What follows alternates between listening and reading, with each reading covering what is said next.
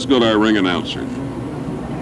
Ladies and gentlemen, this is our first match of the evening. This will be a one fall with a 10-minute time limit. Introducing from parts unknown at 292 pounds, one half of the Southern Tag Team Champion, managed by Professor Boris Malenko, the Assassin. His opponent weighing in at 224 pounds from Amarillo, Texas, Jimpride. So our announcers introduced the wrestlers, and Professor Boris Malenko showing off the belt up there of the Assassin, and Jimpride getting their instructions right now for the referee, and I've got Bob Roop with me. Howdy, Bob. Well, Jim, thank you, and it's a pleasure to be back on the show again. I'm not scheduled to wrestle today, and I thought that... You can rest. Yes, I thought maybe I'd come by and... You know, the Professor is a very smart man. That's why he's called a professor. I'm just curious if he hadn't outsmarted himself a little bit. He's alienated my friend and partner, Bob Orton Jr. I have a great deal of respect for both men. And well, have they broken up now? Well, it's definitely a rift, and there's a dispute in the family, and it upsets me. I know it upsets the professor.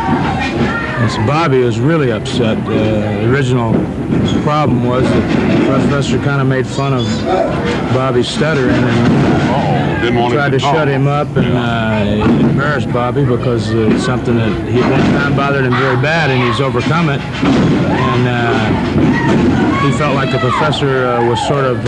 making fun of him?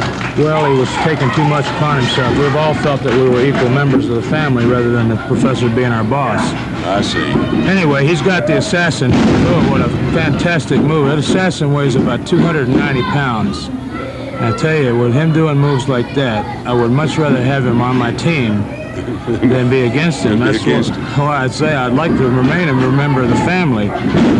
And, well, the Assassin's a big man. Jimpride is not near that size, and he's having a hard time, although Jimpride can move pretty quick out there. Well, his forte in this sense is going to have to be speed, because as far as mass and I'm sure strength, he's not going to be able to match the Assassin. The Assassin is not just a big man either. He's a big man. He can move, and he can also think in the ring. He obviously is experienced. His reasons for masking his identity are his own. And he's not going to tell you that, is he?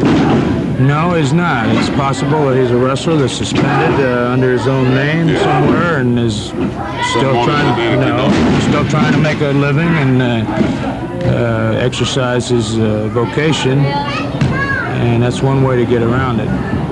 Got a chin lock there on Jimpride right now. Jim's trying to bridge his way out of it, it looks like. But it's not working.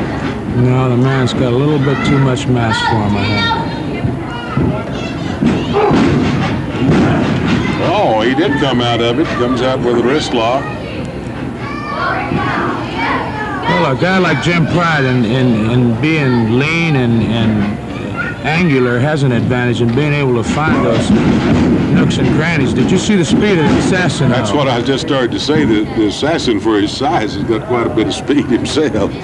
Well, those are very deceptive. The big men like that who are slow-moving and appear to be just plodding along, and all of a sudden they run right over the top of you, and it's like being hit by a Mack truck. You don't suspect it's coming.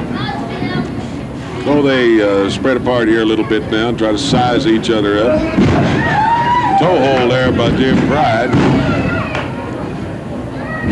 Malenko being very quiet right now. I guess he thinks things are going his way as far as the Assassin is concerned. Well, I'm sure that he's very confident that the Assassin is going to come out victorious in this match. There's a tremendous difference in size, of course, and also in experience, and the fact that in a sense it's 2 against 1 with Malenko being there. He's a psychological edge. He can always talk to the referee and get his attention. Yes. Notice that happen. The distraction, yes, he can be a very disruptive influence, and again, I think that this man...